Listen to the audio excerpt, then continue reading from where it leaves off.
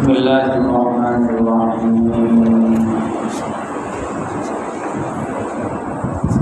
لقد أخذنا ميثاق بني إسرائيل وأرسلنا إليهم رسلا كلما جاءهم رسول بما لا تهوى أنفسهم فريقا كذبوا وفريقا يقتلون وحسبوا ألا تكون فتنة فعموا وصموا ثم تاب الله عليهم ثم عموا وصموا كثير منهم والله بصير بما يعملون صدق الله العظيم আল্লাহ তাআলা বলেন, আমি বনি ইসরাইলের অঙ্গীকার গ্রহণ করেছি এবং আমি তাদের কাছে রসুলগণকে প্রেরণ করেছি।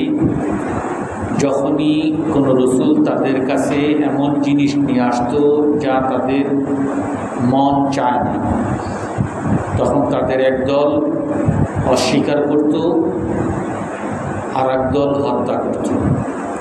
তারা ধারণা করেছে যে কোনো সমস্যা নাই, অতঃপর তারা অন্ধ হয়েছে, বধির হয়েছে। অতঃপর আল্লাহ তাআলা তাদের তওবা করার সুযোগ দিয়েছেন, তারপরেও তারা অন্ধ হয়েছে, বধির হয়েছে তাদের অধিকাংশ। আল্লাহ তাআলা দেখেন যা তারা করেন। আমরা প্রথম আয়াতের বড় অংশ গত সপ্তাহে আলোচনা করেছি। প্রথম আয়াতের মধ্যে আল্লাহ তাআলা অঙ্গীকারের কথা বলেছেন। আমরা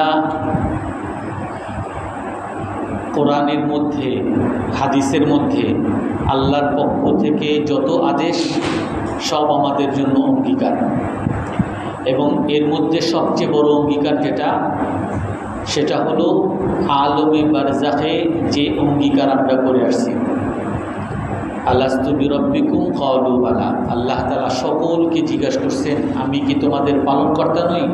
আমরা সকলে স্বীকার করছি যে হে আল্লাহ, আপনি আমাদের পালনকর্তা। এই কথা আমরা স্বীকার করার পরে আল্লাহ তাআলা আমাদেরকে কিছু উপাদান দিয়েছেন, যেই উপাদানের দ্বারা এই অঙ্গীকারের উপরে যাতে আমরা অটল থাকতে পারি। তার মধ্য থেকে আল্লাহ তাআলা আমাদেরকে বিবেক দান করেছেন, আল্লাহ তাআলা আমাদের প্রকৃতি দান করেছেন। প্রতিটা মানুষকে আল্লাহ তাআলা একটা বিবেক দান করেছেন, যেই বিবেক সবসময় তাকে আল্লাহ তাআলা পালনকর্তা এই কথার সবসময় তাগাদা দেয়, এবং আল্লাহ এবং আল্লাহর রসুলের সকল বিধানের প্রতি, এগুলো সত্য হওয়ার প্রতি বিবেক সব সময় তাকাতে দেয়। এমনিভাবে আল্লাহ তাআলা মানুষকে এক প্রকৃতি দ্বারা সৃষ্টি করছেন। এই প্রকৃতিও সবসময় আল্লাহ এবং আল্লাহর রসুলের আদেশগুলোর উপরে তাকাতে দেয়। আপনি যখনই একটা অন্যায় দৃষ্টি দিবেন, সাথে সাথে দেখবেন আপনার কাছে কেমন খারাপ লাগে। অর্থাৎ এটা আপনার নেচার না, এটা আপনার প্রকৃতি না। আপনি যখনই গান শুনবেন, যখনই আপনি সিগারেট খাবেন, যখনই আপনি মিথ্যা বলবেন, এক বিবেক আপনাকে তাড়া দিবে যে কেন মিথ্যা বললা, কেন প্রতারণা করলা, কেন ধোঁকাবাজি করলা। সবসময় আপনার বিবেক আপনাকে তাড়া দিবে। এর পাশাপাশি আপনার নিজের কাছেও ভালো লাগবে না, কারণ এটা প্রকৃতি না, আপনার নেচারও। আপনি মিথ্যা বলার সাথে সাথে তোতলামি শুরু হবে, আপনার সিগারেট খাওয়ার সাথে সাথে কাশি শুরু হবে, আপনি কাউরে ধোঁকা দেওয়ার সাথে সাথে আপনার টেনশন শুরু হবে। অর্থাৎ এটা আপনার প্রকৃতি না। আল্লাহ তাআলা একটা বিবেক দান করেছেন, যে বিবেক দ্বারা সবসময় সত্যকে মানুষের সামনে উদ্ভাসিত করে, এবং প্রকৃতি দান করছেন, যে প্রকৃতি দ্বারা মানুষের সামনে সবসময় সত্যের প্রতি উৎসাহ দেয়। এখন এই অঙ্গীকার হাদিসের মধ্যে একটা অঙ্গীকারের কথা আসে, বিশেষ করে বাইআতুল আকাবা, রসুলের অঙ্গীকার। 3টা অঙ্গীকারের কথা বলা হয়। এই আকাবা একটা স্থান, যখন রাসূলুল্লাহ সাল্লাল্লাহু আলাইহি ওয়াসাল্লাম দাওয়াত দিতেছিলেন, তো দাওয়াত দেওয়ার এক পর্যায়ে মক্কার লোকরা তাদের জুলুম নির্যাতন বাড়িয়ে দেয়। এমন জুলুম নির্যাতন যে রাসূলুল্লাহ সাল্লাল্লাহু আলাইহি ওয়াসাল্লাম সহ সকল সাহাবাদের উপরে মারপিট, অপমান, বাড়ি থেকে বিতাড়ন সবই তারা এমনভাবে করা শুরু করছে যে রাসূলুল্লাহ সাল্লাল্লাহু আলাইহি ওয়াসাল্লামকেও তারা ঘর থেকে বিতাড়নের সুযোগ খুঁজতেছে, এমনকি হত্যার তারা ষড়যন্ত্র করতেছে। বিশেষ করে আমরা সবাই জানি রাসূলুল্লাহ সাল্লাল্লাহু আলাইহি ওয়াসাল্লামকে মক্কার মধ্যে আল্লাহ তাআলা রাসূলের চাচা আবু তালেবকে তাকে সবসময় ঢাল হিসাবে রাখছিলেন। আবু তালেব কাফের হওয়ার কারণে সাধারণ সবাই যারা কাফের ছিল তারা আবু তালেবকে তাদের মানুষ মনে করত, এবং পাশাপাশি আল্লাহ তাআলা আবু তালেবের অন্তরের মধ্যে রাসূলুল্লাহ সাল্লাল্লাহু আলাইহি ওয়াসাল্লামের জন্য মায়া তৈরি করে দিয়েছিলেন, যার কারণে উনি সবসময় রসুলকে বাঁচানোর চেষ্টা করতেন। আর উনি যেহেতু বাঁচানোর চেষ্টা করতেন, তো যার কারণে এই কাফেররাও কিছু করার সাহস পাইত না, কারণ উনি তাদের মধ্যে সম্ভ্রান্ত লোক। যদি উনি মুসলমান হইতেন কথার কথা, তাহলে হয়তো বা যেমন ওমর রাদিয়াল্লাহু তাআলা অনেক সম্ভ্রান্ত, অনেক শক্তিশালী, কিন্তু তাকে যেমন সবাই মিলে পিটাইছে যে বেদিন হয়ে গেছে, এই কথা বলে তাকে পিটানের উদ্যত হয়েছে। আবু বকর রাদিয়াল্লাহু তাআলা অনেক সম্ভ্রান্ত লোক ছিলেন, কিন্তু তারপরেও আবু বকর রাদিয়াল্লাহু তাআলা সবাই মিলে মারছেন। এই আবু তালেব যদি মুসলমান হইতো তাহলে হয়তো বা সবাই মিলে মারত, কিন্তু আবু তালেব যেহেতু কাফির ছিল, তো যার কারণে উনি প্রভাবশালী হওয়ার কারণে ওনাকে আঘাত করতে পারতো না, ওনার কথার উপরে কোনো উচ্চবাচ্য করতে পারতো না। রাসূলুল্লাহ সাল্লাল্লাহু আলাইহি ওয়াসাল্লামকে আল্লাহ তাআলা আবু তালেবের মাধ্যমে রক্ষা করছে। কিন্তু আবু তালেব যখন নাকি মারা যান, সেই সময় এই রসুলের পাশে যে শেড হিসাবে, ছায়া হিসাবে যিনি ছিলেন, উনি যখন চলে যায়, তখন সবাই মিলে রাসূলুল্লাহ সাল্লাল্লাহু আলাইহি সাল্লামের উপর আক্রমণ শুরু করে। আপনারা সবাই জানেন তায়েফে গেছে, তায়েফে তো রক্তাক্ত করছে। তায়েফ থেকে যখন আবার মদিনায় ঢুকতে গেছে, তখন ঢুকতেই দিবে না। তারপর এক কাফেরের মাধ্যমে একটু আশ্রয় নিয়ে মদিনায় কিছুদিন ছিলেন। ওই সময় থেকেই, তার আগ থেকেই এই বিকল্প স্থান খুঁজতেছিলেন। তো বিভিন্ন জাতি গোত্রের সাথে কথা বলতেছিলেন। রাসূল সাল্লাল্লাহু আলাইহি ওয়াসাল্লাম বলতেন, মাইয়ানসুরনি মাইয়াবিনি হাত্তা উবাল্লিগা রিসালাতি রাব্বি, কে আমাকে একটু জায়গা দিবে, কে আমাকে একটু সহযোগিতা করবে যে আমি আমার রবের রিসালাত পৌঁছাবো, দাওয়াত দিব, আমাকে একটু দাওয়াতের কে সুযোগ দিবে, সবাইকে বলতেন। তো মদিনার আনসাররা যখন আসছেন একবার, তাদেরকে যখন বলছেন, ওনাদের কাছে কথাটা ভালো লাগছে। রাসূল সাল্লাল্লাহু আলাইহি ওয়াসাল্লাম ওনাদের সাথে মাসআব ইবনে উমাইরকে পাঠান। তো মদিনার লোকরা মোটামুটি তৈরি হন, 70 জনের একটা দল আসে।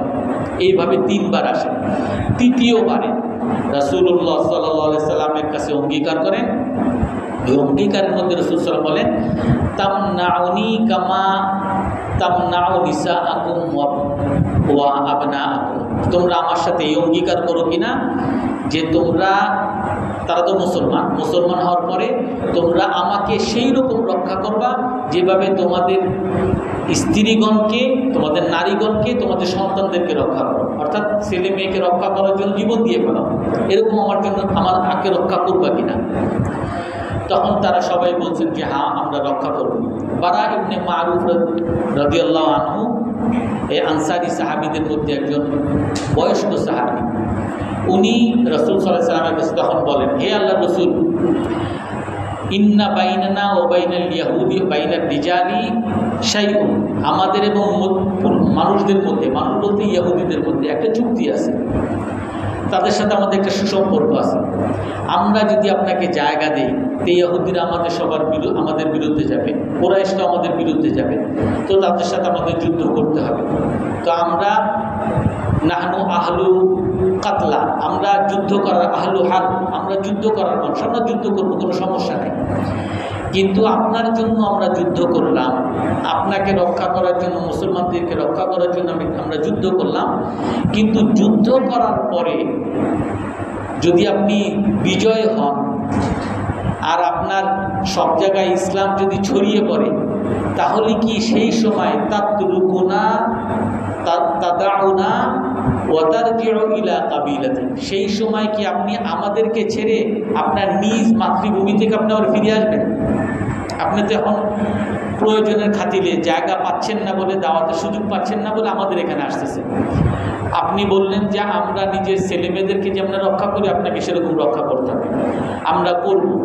কিন্তু রক্ষা করার পরে আমরা যখন যুদ্ধ করলাম, আপনার পাশে সব সময় থাকলাম, আপনি যদি বিজয় হন, সেই সময় কি আপনি আমাদেরকে রেখে আপনি আবার কি নিজের মাতৃভূমিতে চলে যাবেন? এটি তো স্বাভাবিক। আমি যদি কিছুদিনের জন্য আরেক জায়গায় যাই, আমি যখন বিজয় হবো আমার বাড়িতেই চলে আসবো, এটাই তো স্বাভাবিক। তো আপনি কি আবার তখন চলে আসবেন কিনা? যদি তখন চলে আসেন, তখন তো দেখা যাবে সমস্ত আমরা যাদেরকে শত্রু বানাইছি আপনার জন্য, আপনিও আমাদেরকে রেখে যাবেন আর শত্রু আমাদেরকে ধরে মারবে। তো রাসূলুল্লাহ সাল্লাল্লাহু আলাইহি ওয়াসাল্লাম তখন তাদেরকে বলেন, আদ্দামু আদ্দামু ওয়াল হাদমু ওয়াল হাদমু, যে ফাআনতুম মিন্নি ওয়া আনা মিনকুম, যে হে আনসারী সাহাবীগণ, তোমরা আমার জন্য রক্ত দিবা, আমার রক্ত তোমাদের।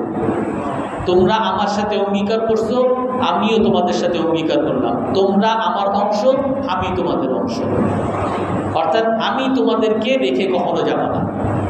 তো রাসূলুল্লাহ সাল্লাল্লাহু আলাইহি ওয়াসাল্লামের কাছে আনসারী সাহাবাগণ অঙ্গীকার করছেন, রাসূলুল্লাহ সাল্লাল্লাহু আলাইহি সাল্লামও তাদের কাছে অঙ্গীকার করছেন। আর দুজন আনসারী সাহাবারাও তাদের অঙ্গীকার পূর্ণ রূপে তারা মৃত্যু পর্যন্ত রাসূলের পাশে ছিলেন। রাসূলুল্লাহ সাল্লাল্লাহু আলাইহি সাল্লামের যখন বিজয় হয়, তখন রাসূল আর কখনো মক্কায় ফিরে আসেন নাই, তার মাতৃভূমিতে ফিরে আসেন নাই। এবং রাসূলের সাথে যত সাহাবারা ছিলেন, সকল সাহাবারা, আবু বকর, ওমর, যত সাহাবারা ছিলেন, সকল সাহাবারা রাসূলের সাথে ওই মদিনায় তাদের বাসা, মদিনার মধ্যে তারা আবাসস্থল করে ফেলেছে। এটা হলো অঙ্গীকার। এই অঙ্গীকার রক্ষা করা মুসলমানের দায়িত্ব। আল্লাহ তাআলা কোরআনের মধ্যে বলেন, ওমা ওয়াজাদনা লিআকতারিহিম মিন আহদিন ওয়া ইন ওয়াজাদনা আকতারাহুম লাফাসিকিন, আমি তাদের অধিকাংশদের অঙ্গীকার পাই না, আর তাদের অধিকাংশরাই হলো পাপী। অর্থাৎ যারা অঙ্গীকার রক্ষা করে না, তারা হলো পাপীর দল, মুনাফিকের দল। আর যারা অঙ্গীকার রক্ষা করে, তারাই হলো মুমিন। মুমিন কখনো অঙ্গীকার ভঙ্গ করতে পারে না। এই জন্য মুমিনের প্রতিটা কাজ অঙ্গীকার। আমি নামাজ, আমি যখন মুসলমান হয়েছি তখন আল্লাহর সাথে অঙ্গীকার করছি, আশহাদু লা ইলাহা ইল্লাল্লাহু মুহাম্মাদুর রাসূলুল্লাহ, আল্লাহ ছাড়া কোনো মাবুদ নেই, আর মুহাম্মদ সাল্লাল্লাহু আলাইহি ওয়াসাল্লাম আল্লাহর রাসূল। এক হাদিসের মধ্যে আছে, রাসূল সাল্লাল্লাহু আলাইহি ওয়াসাল্লাম বলেন, মান ক্বালা লা ইলাহা ইল্লাল্লাহ বিহাক্কিহা দাখালাল জান্নাহ, যে লা ইলাহা ইল্লাল্লাহ হক সহ, লা ইলাহা ইল্লাল্লাহর অধিকার সহ যে বলবে, সে জান্নাতে প্রবেশ করবে। সাহাবায়ে কেরাম জিজ্ঞাসা করেন, ওমা হাক্কুহা ইয়া রাসূলুল্লাহ, লা ইলাহা ইল্লাল্লাহর অধিকার কি? আপনি যে বলতেছেন লা ইলাহা ইল্লাল্লাহ অধিকার সহ, লা ইলাহা ইল্লাল্লাহ সত্য রূপে যে বলবে, লা ইলাহা ইল্লাল্লাহর অধিকারটা কি? রাসূলুল্লাহ সাল্লাল্লাহু আলাইহি ওয়াসাল্লাম বলেন, লা ইলাহা ইল্লাল্লাহর অধিকার হলো হাক্কুহা আন তাহজিজাহু আন মাহারিমিল্লাহ, যখনই তুমি লা ইলাহা ইল্লাল্লাহ বলবা, আল্লাহ ছাড়া কোনো মাবুদ নাই, আল্লাহ ছাড়া কোনো রব নাই, যখনই তুমি এই কথা বলছো, সাথে সাথে তুমি এই কথা আল্লাহর কাছে অঙ্গীকার করছো যে হে আল্লাহ, আপনি যত হারাম আমার জন্য নিষেধ কাজ রাখছেন, সমস্ত কাজ থেকে আমি বিরত থাকবো। আপনি যত আদেশ করছেন, সকল আদেশ আমি আপনার মানব। আমি মুহাম্মদুর রাসূলুল্লাহ, মুহাম্মদ সাল্লাল্লাহু আলাইহি ওয়াসাল্লাম আল্লাহর রাসূল, অর্থাৎ রাসূলুল্লাহ সাল্লাল্লাহু আলাইহি ওয়াসাল্লাম যত আদর্শ নিয়ে আসছেন, সকল আদর্শকে সত্য বলে স্বীকার করব, সত্য সকল আদর্শকে আমার আদর্শ হিসেবে মনে করব। এখন এই জন্য আমি যদি মুসলমান হয়েছি, মুসলমান হওয়ার পরে যদি নামাজ না পড়ি, আমি আর মুসলমান থাকবো? অঙ্গীকার আমার থাকবে? আমি মুসলমান হয়েছি কিন্তু আমি ঘুষ খাইলাম, আমি আল্লাহর অঙ্গীকার রক্ষা করলাম। আমি মুসলমান হয়েছি, আমি মিথ্যা বললাম, আমি অঙ্গীকার রক্ষা করলাম। আমি মুসলমান হয়েছি, আমি রাসূলের সুন্নতকে তোয়াক্কা করলাম, আমি মুসলমান হইলাম। এগুলো হলো সব অঙ্গীকার। এই জন্য এই অঙ্গীকার আল্লাহ তাআলা কি বলেন, লাকাদ আখাযনা মিসাকা বানি ইসরাঈল, আমি বনি ইসরাঈলের কাছে অঙ্গীকার নিছি, ওয়া আরসালনা ইলাইহিম রাসূলা, বিভিন্ন রাসূল তাদের কাছে পাঠাইছি, কুল্লামা জাআহুম রাসূলুম বিমা লা তাহওয়া আনফুসুহুম, কিন্তু তাদের কাছে কোনো রাসূল যখন তাদের মনের বিরুদ্ধে কোনো আদেশ নিয়ে আসতো তখন তারা রাসূলদেরকে অস্বীকার করত এবং কোনো কোনো সময় রাসূলদেরকে হত্যা করত। আমরা গত সপ্তাহে এটাও বলছি যে মানুষের মনের চাহিদা কি? মানুষ মনে চায় যুয়িনা লিন-নাসি হুব্বুশ শাহওয়াতি মিনান নিসা ওয়াল বানিন। আমরা গত সপ্তাহে যেহেতু আলোচনা সংক্ষেপে বলি, আল্লাহ তাআলা মানুষের মনের মধ্যে চাহিদা তৈরি করছেন, নারীর চাহিদা, সম্পদের চাহিদা, গাড়ি বাড়ির চাহিদা। এইগুলো মানুষের মনে চায় যে আমি অনেক ধনী হই, ঘুষের মাধ্যমে, সুদের মাধ্যমে, যেমনি হোক আমি ধনী হই, আমি সুন্দরী একটা নারী বিবাহ করি, আমি সুন্দর একটা বাড়ির মালিক হই, আমি সুন্দর একটা সম্মানের মালিক হই। সমস্ত মানুষের মনে চায়। কিন্তু এই মনে চাওয়াটা, আমরা গত সপ্তাহে বলি, মনে চাওয়াটা হলো সিঁড়ি। অর্থাৎ এই সিঁড়ি দ্বারা যেমন উপরে উঠতে পারবেন, এই সিঁড়ি দ্বারা আবার নিচেও নামতে পারবেন। অর্থাৎ এই আপনার মনের মধ্যে যে সম্পদের চাহিদা, এই চাহিদাকে যদি আপনি হালালভাবে উপার্জন করেন, হালাল খাতে যদি ব্যয় করেন, তাহলে এর দ্বারা আপনি উপরে উঠবেন। মসজিদের দান করবেন, আপনি হালালভাবে উপার্জন করে নিজে খাবেন, মানুষের কাছে আপনার হাত পাততে হবে না, আপনার ছেলে মেয়েদেরকে, পরিবার পরিজন, শুধু সৎকার সব, নিজে খাবেন, পরিবার, এটাও সৎকার সব। অর্থাৎ আপনি হালালভাবে উপার্জন করবেন, হালাল উপায়ে ব্যয় করবেন আর উপরে উঠবেন। তো এই সম্পদ, এইটা কি মানুষের জন্য নিয়ামত নাকি আযাব? গত সপ্তাহে বলেছিলাম নিয়ামত। কেন নিয়ামত? নিয়ামত এবং আযাব। নিয়ামত এই জন্য যে এই নিয়ামতের দ্বারা, এই সম্পদের দ্বারা আমি আল্লাহর নৈকট্য অর্জন করতে পারি। আবার এই সম্পদ আবার আযাব, যদি আমি এই সম্পদকে যদি হারাম উপায়ে উপার্জন করি, আমি যদি সুদ ঘুষের মাধ্যমে উপার্জন করি, এই খারাপ কাজে যদি ব্যয় করি, গান বাজনায় ব্যয় করি, তাহলে এর দ্বারা এই সম্পদ আমার জন্য আযাব হয়ে যাবে। এমনিভাবে নারী, এমনিভাবে ঘর বাড়ি, সব কিছুই আমি যদি হালাল উপায় করি, আল্লাহর বিধান, আল্লাহর আদেশ অনুযায়ী করি, উপরে যাব। আর আল্লাহর আদেশ যদি তোয়াক্কা না করি, আমি নিচে নামব। তাফসিরে না বলছি যে একটা কথা লেখে, আমাদের সকলের কাছে ভালো খাওয়ার একটা বড় চাহিদা থাকে। আপনাকে যদি পোলাও কোরমা দেয়, আপনার খাইতে খুব ইচ্ছা হবে না? ক্ষুধা লাগছে, এখন কেউ যদি বলে যে আপনার জন্য কাচ্ছি, খাওয়ার অনেক ইচ্ছা জাগবে। তারপরে আবার আপনার একটু কোল্ড ড্রিঙ্কস দিল, খাওয়ার অনেক ইচ্ছা জাগবে। কিন্তু আপনাকে দাওয়াত দিছে যে চলেন আমার সাথে, আপনাকে কোল্ড ড্রিঙ্ক দিছে, আপনাকে পিজা দিছে, আপনাকে বার্গার দিছে, অনেক রিচ ফুড আপনাকে দিছে, খুব ভালো ভালো খাবার আপনাকে দিছে, এবং আপনার সামনে পেপসি এনে রাখছে, 7 আপ এনে রাখছে, সবই রাখছে। কিন্তু আপনি জানেন যে আপনার হলো ডায়াবেটিস, আপনি জানেন আপনার হলো হাই প্রেশার, কিন্তু আপনি যদি এই রিচ ফুড আপনি খান এবং আপনার গ্যাস্ট্রিকের সমস্যা আছে, আপনি এই রাতে যদি পেট ভরে যদি আপনি এই কাচ্চি যদি খান, এবং আপনি যদি এই কোক খান, আপনি যদি এই মিষ্টি খান, তাহলে আপনার ডায়াবেটিস অনেক বেড়ে যাবে, আপনার হাই প্রেশার অনেক বেড়ে যাবে, আপনার সারা রাত পেট ব্যথার কারণে আপনার ঘুমাইতে পারবেন, আপনি জানেন। তো আপনি কি খাবেন এগুলা? কিন্তু আপনার তো খাইতে ইচ্ছা করতেছে, আপনার খাওয়ার সব জায়গায় না, সবারই তো সব জায়গায়, কিন্তু তারপরেও খায় না। কেন খায় না? খাওয়ার তার ইচ্ছা না, ইচ্ছা আছে, কিন্তু তারপরেও সে খায় না। কেন খায় না? কারণ তার বিবেক বলে যে এইটা তোমার জন্য ক্ষতিকর। মনে যদিও চায়, কিন্তু বিবেক বলে এটা তোমার জন্য ক্ষতিকর। এই জন্য যত খারাপ কাজ, যত দুনিয়ার মধ্যে খারাপ কাজ আছে, সমস্ত কাজ করতে মানুষের মন চায়। বিয়ে করছি, আমার বউ আছে, তারপরও একজন নর্তকীর নাচ দেখতে ইচ্ছা করে, নায়িকার সিনেমা দেখতে ইচ্ছা করে, তার গান দেখতে ইচ্ছা করে। একজনে মদ খায়, ফুর্তি করে, ওইটা করতে ইচ্ছা করে। একজনে সবাই মিলে ফুর্তি করে, ওই ডিজে পার্টিতে আমার অংশগ্রহণ করতে ইচ্ছা করে। সবই করতে আমার ইচ্ছা করে, কিন্তু সাথে সাথে আমার বিবেক আছে। আমি যদি তাদের সাথে মদ খাই, আমি মাতাল হয়ে যাব, আমি আল্লাহর বিধানের বিরুদ্ধে চলে যাব। এটা আমার দুনিয়ার জন্য ক্ষতিকর, আখিরাতের জন্য ক্ষতিকর। তো এই বিবেক যে কাজে লাগাবে সে প্রতিটা ক্ষেত্রে তার এই চাহিদাকে উন্নতির পথে চালিত করতে পারে। এই চাহিদা, মানুষের যে মনে যে চাহিদা, এটা মানুষের উন্নতির পথ আবার অবনতির পথ। যদি মানুষের মধ্যে চাহিদাই না থাকতো, কথার কথা বিয়ে করার চাহিদাই নেই, ফেরেশতাদের যেমন নাই, তাহলে কি আমাদের এই ভবিষ্যৎ প্রজন্ম, আমাদের বিয়ে হইতো? বিয়ের পরে এই যে ছেলে হয় মেয়ে হয় এগুলো হইতো? তা আমি আপনি যে দুনিয়াতে আসছি এটা আমার মা বাবার চাহিদার কারণেই তো আসছি। তো এই চাহিদাকে সে যখন সঠিক পথে পরিচালিত করছে, তো তখন এর দ্বারা জগতের সেবা হয়েছে, উন্নতি হয়েছে, আল্লাহ তাআলার নৈকট্য অর্জন হয়েছে। কিন্তু সে যদি তার এই চাহিদাকে যদি খারাপভাবে খারাপ কাজে ব্যয় করত, তাহলে দেখা যেত অনেক নারীকে সে নষ্ট করতেছে, অনেককে অপমান করতেছে, অনেকের সংসার সে ভাঙতেছে, অনেক ধরনের ক্ষতি। আর আল্লাহ তাআলা তো নারাজ হয়ে তাকে জাহান্নামে দেওয়াটা তো আছে। এই প্রতিটা বিষয়ে আমি এই যে চাহিদাগুলো, এই চাহিদাগুলো আল্লাহ তাআলার নিয়ামত, কিন্তু শর্ত হলো এই চাহিদার মধ্যে আমার বিবেককে কাজে লাগাইতে হবে, আমার প্রকৃতিকে কাজে লাগাইতে হবে। যখন সিগারেট খাইলে আমার কাছে খারাপ লাগে, তখন সাথে সাথে আমাকে বাদ দিতে হবে।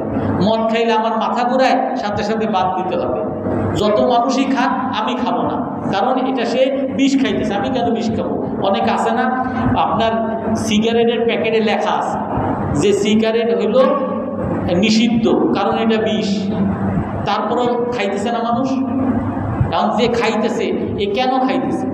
এ কি জানে না এটা ক্ষতিকর, এটা তার জন্য ক্ষতিকর, সেটা জানে না? সে জানে, তারপরেও কেন খায়? কারণ সে তার বিবেককে কাজে লাগায় না, সে তার প্রকৃতিকে কাজে লাগায় না। এই জন্য আল্লাহ তাআলা আমাদের কাছ থেকে অঙ্গীকার নিছে। আমি মুসলমান হয়ে লা ইলাহা ইল্লাল্লাহ বলে অঙ্গীকার করছি। মুসলমান যদি না হয়, আমি মৃত্যু জন্মের আগেই আল্লাহর কাছে বলে আসছি, আলাস্তু বিরাব্বিকুম ক্বালু বালা, হে আল্লাহ আপনি পালন কর্তা, অঙ্গীকার করে আসছি। আর ওই অঙ্গীকারের কারণে আল্লাহ তাআলার আদেশের বিরুদ্ধে কোনো কাজ আমার ভালো লাগবে না। প্রকৃতি আমাকে নিষেধ করবে, আমার বিবেক আমাকে নিষেধ করবে, সাথে সাথে আল্লাহ এবং আল্লাহর রাসূলের আদেশ তো আছে। তো যদি আমি আল্লাহর এই বিধানগুলো যদি আমি আমার বিবেক অনুযায়ী, কোরআন হাদিস অনুযায়ী যদি পরিচালিত করি, এগুলো সব নিয়ামত হিসাবে আসবে। আর যদি পরিচালিত না করি, এগুলো গুনাহ হিসাবে আসবে। এই জন্য কি বলেন, কুল্লামা জাআহুম রাসূলুম বিমা লা তাহওয়া, রাসূলগণ যখনই তাদের কাছে তাদের মনের বিরুদ্ধে কিছু নিয়ে আসতো, সাথে সাথে ফারিকান কাযাবু, মিথ্যায়ন করে। আপনি যখনই বলবেন যে ভাই আপনার দাড়ি রাখা দরকার, সাথে এই হুজুর বেশি মোল্লা, এই হুজুর বেশি বাড়াবাড়ি করে, আপনার স্ত্রীরে বোরকা পরানো দরকার, আপনি এই হুজুর বেশি বাড়াবাড়ি করে, বেশি জঙ্গিবাদী করে, বেশি উগ্রতা করে, বেশি চরমপন্থা দেখায়। অথচ আপনার এই যে ইহুদিদের কাছে যখন রাসূলগণ আসে, তাদেরকে যেই সমস্ত দাওয়াতগুলো দেয়, যেই কাজগুলো করতে বলে, এগুলো কি তাদের উপকারে আসবে নাকি অপকারের জন্য বলে রাসূলগণ? রাসূলগণ যখন কোনো কথা বলে বা আলেমরা যখন কোরআন হাদিস থেকে আপনাদেরকে কিছু করতে বলে, সুদ খাইতে নিষেধ করে, ঘুষ খাইতে নিষেধ করে, মিথ্যা কথা বল, এগুলো কি আপনার অপকারের জন্য নাকি উপকারের জন্য? উপকারের জন্য। এই উপকারের জন্য যদি কেউ আপনার কাজ করে, তো তাকে কি সম্মানিত করা দরকার নাকি তার বদনাম করা দরকার? তার আপনার কৃতজ্ঞতা প্রকাশ করানো দরকার। কিন্তু এই ইহুদিদের গুণ কি, ইহুদিদের তাদের দোষ কি? আল্লাহ তাআলা কি বলেন, রাসূলগণ যখনই কোনো বিধান তাদের নিয়ে আসতো, লা তাহওয়া আনহুম, তাদের মনের বিরুদ্ধে, ফারিকান কাযাবু, সাথে সাথে তারা ওই রাসূলকে তারা অস্বীকার করত। শুধু অস্বীকার না, ফারিকান ইয়াকতুলুন, অনেকে রাসূলকে হত্যাও করে দিত। আমাদের দেশে এরকম অনেক আলেম ওলামারে ধরে আপনার আয়নাঘর, জঙ্গি মামলা, বিভিন্ন মামলা দিছে না, তা কি দোষ? সেই আলেম করছেটা কি? আলেম কি কি কি অপরাধ? আপনার কি ক্ষতি করতে, কি ক্ষতির কথা বলছে? হয়তো বেশি থেকে বেশি অনেক আলেমকে বলছে যে সে পর্দার কথা বলছে, সে নারীদেরকে ঘরের মধ্যে থাকার কথা বলছে। এখন তো বর্তমানে মানবাধিকার রক্ষা কমিশন, জাতিসংঘের মানবাধিকার রক্ষা কমিশনের অফিস আমাদের বাংলাদেশে স্থাপনের সুযোগও দিয়ে দিয়েছে। আর এই মানবাধিকার রক্ষা কমিশনের মূল তাদের স্লোগান আপনারা দেখছেন কিছুদিন আগে, আফগানিস্তানের যারা প্রধান প্রধানমন্ত্রী যে প্রেসিডেন্ট যে আবু হেবা আখন্দ এবং তার যে প্রধানমন্ত্রী দুজনরে ইন্টারন্যাশনাল বা ক্রিমিনাল যে কোর্ট আছে, যা আন্তর্জাতিক ক্রিমিনাল কোর্ট, যেটা কোর্ট থেকে তাদের বিরুদ্ধে রায় দেওয়া হয়েছে যে দুজনকে অপরাধী হিসাবে সাব্যস্ত করা হয়েছে। কিছুদিন আগে পেপারে পড়ছেন না আপনারা? তাদের দোষ কি? কেন তারা অপরাধী? কারণ তারা নারীদেরকে ঘরের মধ্যে থাকার আদেশ করছে, তারা নারীদেরকে তা উন্মুক্ত হতে দেয় না, নারীদের অধিকার বঞ্চিত করতেছে। তারা বলে কি আমাদের ইসলামের মধ্যে শরীয়তের মধ্যে যেমন আছে সেইভাবে আমরা শরীয়তের মধ্যে অবাধ মেলামেশা বৈধ না, এই জন্য আমরা অবাধ মেলামেশা করতে দেই নেই। আমরা আলাদা স্কুল তৈরি করছি যেটা শুধুমাত্র গার্লস স্কুল, আলাদা স্কুল আছে শুধু বয়েজ স্কুল, এখন অনেক চালু হয়েছে। কিন্তু যে তারা নারীদেরকে বোরকা পড়তে বলছে, নারীদেরকে অযথা রাস্তাঘাটে নাটক সিনেমা করতে মানা করছে, রাস্তাঘাটে গান বাদ্য করতে মানা করছে, এই জন্য তারা নারী অধিকার থেকে বঞ্চিত করছে। এখন এই হুজুরদের দোষ কি? যে তারা নারীদেরকে উলঙ্গ হতে দেয়। এই জন্য হুজুররা কি শুধু তারা অস্বীকার করছে, বরং অপরাধী সাব্যস্ত করছে। এটাই আল্লাহ তাআলা ফারিকান কাযযাবু ওয়া ফারিকান ইয়াকতুলুন, তাদের মনের বিরুদ্ধে যখনই কিছু বলবে সাথে সাথে এই ইহুদিরা তাদেরকে অস্বীকার করে, ওয়া ফারিকান ইয়াকতুলুন, আর একদল এই নবীদেরকে হত্যা করে। এই জন্য বনি ইসরাঈলরা ৩৫০ নবীকে তারা হত্যা করছে। এই নবীগণ কি তাদের কোনো ক্ষতি করছে? তাদের টাকা চুরি করছে? নাউযুবিল্লাহ মিন যালিক। অথবা তাদের জমি খাইছে, অথবা চাঁদাবাজি করছে, অথবা কারো কাছ থেকে চাঁদা নিছে, এরকম। বরং নবীগণ যেই দাওয়াতটা দিছে তাদের উপকারের জন্য তারা বুঝে নাই, না বুঝে রসুলকে বলছে চুপ থাকতে, রসুল তারপরে চুপ করেন নাই, তারা তাদের মতো দাওয়াত দিয়ে গেছেন। কেন দাওয়াত দিয়েছেন? এই জন্য তাদেরকে হত্যা করে দিয়েছে। এই দোষ এটা কি শুধু ইহুদিদের মধ্যে দোষ, নাকি এই দোষ আমাদের মধ্যেও আছে? এই মুসলমানদের মধ্যে আছে না? ওয়াহাসিবু আল্লাহ তাকুনা ফিতনাতুন ফাআমু ওয়া সাম্মু সুম্মা তাবাল্লাহু আলাইহিম। আল্লাহ তাআলা কি বলেন? যে ইহুদিরা তারা অপরাধ করতেছে, একদলও অস্বীকার করছে, সব তাদের মনের বিরুদ্ধে গেছে, অস্বীকার করছে, নবীগণকে তারা হত্যাও করছে। হত্যা করার পরেও তারা চিন্তা করছে আল্লাহ তাকুনা ফিতনা, কোনো সমস্যা নেই। কারণ তারা এখনো যেমন ইহুদিরা বলে, ইহুদিরা ইসরায়েলে মারে, ফিলিস্তিনের মুসলমানদেরকে আজকেও প্রায় ১১৮ জনকে হত্যা করছে। আজকে প্রতিটা দিন ১০০ মানুষকে গণহত্যা চালাই দিয়েছে। এইসব মানবাধিকার কমিশন, ইসরায়েলের কোনো মানবাধিকার কমিশনও অফিস নেই, তারা অফিস করতেও অনুমতি দেয় না। আর আমাদের মতো মুসলিম দেশগুলো যেখানে কোনো হত্যা নাই, কোনো যুদ্ধ নাই, এইসব জায়গায় এসে যে তোমরা কেন নারীদেরকে ঘরের মধ্যে রাখো, তোমরা সবাই অপরাধী। ওয়াহাসিবু, এই ইহুদিরা তারা এত অপরাধ করে, আর তারা কি বলে? নাহনু আবনাউল্লাহি ওয়া আহিব্বাহু। এখন বর্তমানে ইহুদিরা বলে আমরা আল্লাহর ছেলে, আমরা আল্লাহর প্রিয় মানুষ, নাহনু শাআবুল্লাহিল মুখতার, আমরা আল্লাহর সবচেয়ে সেরা জাতি, আর আমরা সারা যা আছে সব হলো অপবিত্র জাতি, সবাই হত্যা করা আমাদের জন্য বৈধ, সবাই আমরা নির্বিচারে হত্যা করব। ইহুদিরা দাবি করে, যেমন কোরআনের মধ্যে ওয়াহাসিবু আল্লাহ তাকুনা ফিতনা, তারা মনে করে যে আমরা এত হত্যা করতেছি এই করে সব ভালো কাজে, কারণ আমরা আল্লাহর লোক। আর অন্য এক আয়াত আছে ওয়াকালু লান তামাসসানান নারু ইল্লা আইয়ামান মা'দুদা, যদি আমরা কোনো অপরাধও করি আল্লাহ তাআলা আমাদেরকে শাস্তি দিবেন না, যদি দেয়ও অনেক বড় অপরাধ করে ফেলছি 2-1 দিনের জন্য শাস্তি দিয়ে আমাদেরকে মুক্তি করে দেবেন, এই ইহুদিরা বলে, কোরআনের মধ্যে আসছে। তো আল্লাহ তাআলা কি বলেন? ওয়াহাসিবু আল্লাহ তাকুনা ফিতনা, তারা মনে করে যে আমাদের কোনো সমস্যা নেই। ফাআমু ওয়া সাম্মু, অতঃপর তারা অন্ধ হয়েছে এবং বধির হয়েছে। তারা এই একটু অপরাধ করতেছে, তারপর আবার বলে আমাদের সমস্যা নেই, বড় অপরাধ। এই বড় অপরাধের কারণে আল্লাহ তাআলা তাদের জন্য বড় আযাব পাঠাইছে। বড় আযাব কি? অন্ধ হয়ে যাওয়া, বধির হওয়া, যেটা বড় আযাব। আমাদের মধ্যে এই আযাব আল্লাহর পক্ষ থেকে আছে। অন্ধ হয়ে যাওয়া মানে তারা মানুষ হত্যা করতেছে, তারা এটার কোনো দোষ মনে করে না। তারা তাদের কাছে রসুলগণ সত্য দাওয়াত দেয়, তারা বধির, সত্য কথা তারা শুনে না, মানবতার কথা তারা শুনে না, গরিব মানুষের আহাজারি তাদের কানে যায় না। মানুষ খাবার নিতে গিয়ে বাচ্চা শিশুরা মারা যায়, এগুলো তারা চোখে দেখে না। তাদের আহাজারি, তাদের চিৎকার, আল্লাহর কাছে তাদের বদদোয়া, এগুলো তাদের চোখেও দেখে না, তারা কানেও শোনে না। ফাআমু ওয়া সাম্মু, তারা অন্ধ হয়ে যায় এবং বধির হয়ে যায়। সুম্মা তাবাল্লাহু আলাইহিম, তারপর আল্লাহ তাআলা আবার তাদেরকে তওবা করার সুযোগ দেন। বনী ইসরাইলকে বিশেষ করে আল্লাহ তাআলা ফিরআউনের যুগে তারা একটা পর্যায়ে সমুদ্রের কাছে গেছে মূসা আলাইহিস সালামের সাথে। সামনে সমুদ্র, পিছনে ফিরআউনের বাহিনী।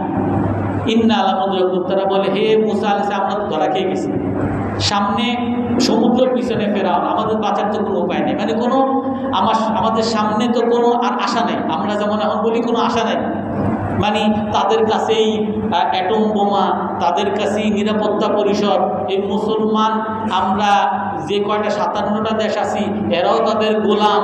তো ফিলিস্তিনরা শুধু মরেই যাবে, ইসরায়েলিরা শুধু মেরেই যাবে, আর আমাদের বাঁচানোর কোনো উপায় আমাদের নেই, কোনো আশা নেই, হতাশ। তারাও এরকম ইহুদিরা, ইন্না আমরা তো ধরা খেয়ে গেছে। পিছনে ফেরাও তার বিরাট সেনাবাহিনী, সামনে সমুদ্রে যাবো, আর তো উপায় নেই। মূসা আলাইহিস সালাম ক্বালা কাল্লা, কখনো না, ইন্না মাইয়া রাব্বি, আমাদের সাথে আমাদের পালন করতে আছে, আমাদেরকে পথ দেখায় দিবেন। তো আল্লাহ তাআলা এই সমুদ্রের মধ্যে বলছে তোমরা এর মধ্যে রওনা দাও। এই সমুদ্রের পানিকে আল্লাহ তাআলা রাস্তা বানিয়ে দিয়েছে। তো তারা ওই পারে চলে গেছে। এই সমুদ্রকে রাস্তা দেখে ফেরাউনও বাহিনী নিয়ে রওনা হয়েছে। ফেরাউনকে সমুদ্রের মাঝখানে ডুবিয়ে দিয়েছে। এত বড় একটা কুদরত, এইগুলা এই ইহুদিরা দেখছে না, বনী ইসরাঈলরা দেখছে না। তারা আল্লাহর ওলি হওয়ার কথা না, সবাই এত বড় একটা সচক্ষে যে দেখছে, ওলি হওয়ার কথা না। ওই পারে গিয়ে তারা দেখে ইজা আল্লাহ না আলিহাতান কামা লাহুম আলিহা, ওই পারে গিয়ে দেখে একটা গাছের অনেক মানুষ পূজা করতেছে, একটা গাছের পূজা করে। তখন এইটা দেখে মূসা আলাইহিস সালাম বলে যে এদের যেমন এরা গাছকে পূজা করে, আমাদের জন্য একটা মূর্তি বানায় দেন, আমরা ওটারে পূজা করি। শুধু এই পার থেকে ওই পারে যাওয়া, এত বড় কুদরত দেখে আসছে, ওই পারে যাওয়ার সাথে সাথে আবার তারা কাফের হয়ে যাচ্ছে। আল্লাহ তাআলা কি বলেন, সুম্মা তাবাল্লাহু আলাইহিম, আল্লাহ তাআলা তাদের তওবার সুযোগ দেন। কিন্তু তারা এতটাই খারাপ, সুম্মা আমু, তারপরে আবার অন্ধ হয়ে যায়। তওবার সুযোগ দেন কিন্তু আবার অন্ধ হয়ে যায়, ওয়াসাম্মু, আবার বয়রা হয়ে যায়। কাসীরুম মিনহুম আল্লাহু বাসীরুম বিমা ইয়ামালুন, আল্লাহ তাআলা দেখেন তারা যা করে। এই যে ইহুদিদের যত ধরনের দোষ, এই সকল দোষগুলো আজ মুসলমানদের মধ্যে আছে না? আল্লাহ তাআলা এই আয়াতগুলো কোরআনের মধ্যে কেন আছে? যে ইহুদিরা এই সকল দোষের কারণে তারা ধ্বংস হয়েছে, সামনেও ধ্বংস হবে। তোমরা এই সকল দোষের মধ্যে লিপ্ত হইও না, এগুলোর থেকে সতর্ক থাকো। আমরা সবাই সতর্ক থাকবো তো ইনশাআল্লাহ। আল্লাহ তাআলা আমাদেরকে তৌফিক দান করেন। কারো কোনো প্রশ্ন আছে? সুবহানাকাল্লাহুম্মা ওয়া বিহামদিকা আশহাদু আল্লা ইলাহা ইল্লা আনতা আস্তাগফিরুকা ওয়া আতুবু ইলাইক।